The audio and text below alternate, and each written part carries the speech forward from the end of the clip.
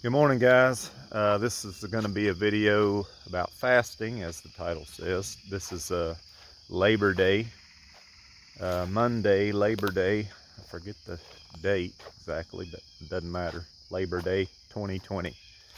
Haven't made a video about my fasting in several days because there's not been a need to. I went off of the fast on Thursday afternoon at noon. So what I did last week was I started Sunday night. About 8 o'clock was my last, I ate a little something. It wasn't a lot. Sunday I didn't eat much of anything, so I had one bowl of kefir and some nuts and blueberries and flax. And then I started the fast that night, 8 o'clock.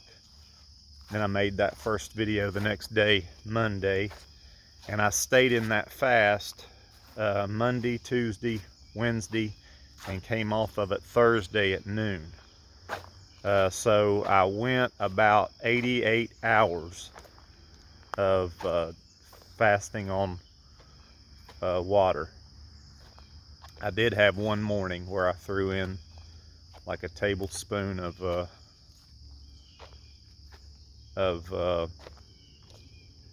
some oil, coconut oil. And then one morning I did have like a bulletproof coffee. That Thursday morning, I believe it was, I had a bulletproof coffee, which is coffee with some coconut oil and a little bit of butter. So it's got a lot of calories to it. It actually does, in a strict sense, break a fast. But I essentially went with no food as far as chewing for 88 hours. So we're just going to start it over again today. Monday morning, going to start over, and I'm just going to push it through the week as far as I can go. These videos actually really did help me because I kind of had some accountability of some sort. I know just 3 or 4 people are watching these, but that seems to be enough for me, that somebody I've got to check in with and make a video and make it through. So that's why I'm doing this. Want to keep you guys updated, and want to keep working towards, I want to be stumbling in the right direction and making this a part of my life. It's what I'm doing. The only difference this week that I'm gonna possibly implement is some juicing. I may use some vegetable juicing, but no sugar. In other words, you can juice. In juicing, if you know anything about juicing vegetables and fruits, you can make some ultra sweet juices that just taste unbelievable because you're using, apples and all kinds of different fruits that can be pineapple, even carrots are really sweet. You can make some juices that just taste phenomenal.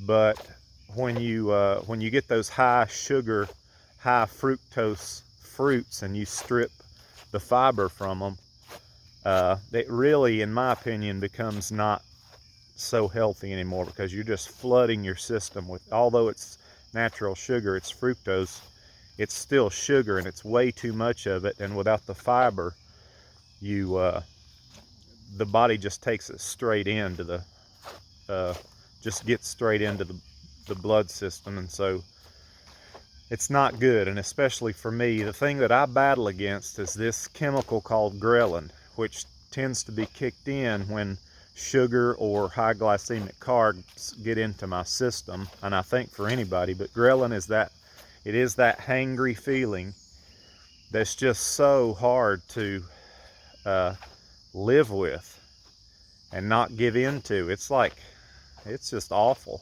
So whenever I face that, actually the thing that has allowed me to be consistent with fasting is that I can eat in a certain way, and I know what I've got to do to keep ghrelin from entering into the picture. And that's one of the struggles I've had with eating a plant-based diet. If I wanted to go vegan for a bit of time, the difficulty with that is that I would have to battle ghrelin. And when I have to battle ghrelin, I can't do it. I just really can't.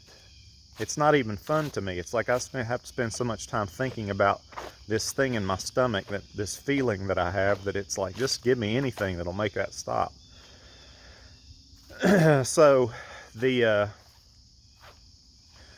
fat adapted way of doing things is the one thing I've found that has enabled me to accomplish some of these long-term fasts comfortably. Like, I don't have to think about it. Of course, I have a little bit of hunger because I love to eat, but it's not like in my face yelling at me and forcing me to bend to its will like it does with ghrelin. And so, but I want to find that balance, because I really do believe in a plant-based diet. I really do believe, not veganism, that's a religion, I don't agree with that at all, but I do believe that humans function best off of a plant-based diet with seeds and nuts.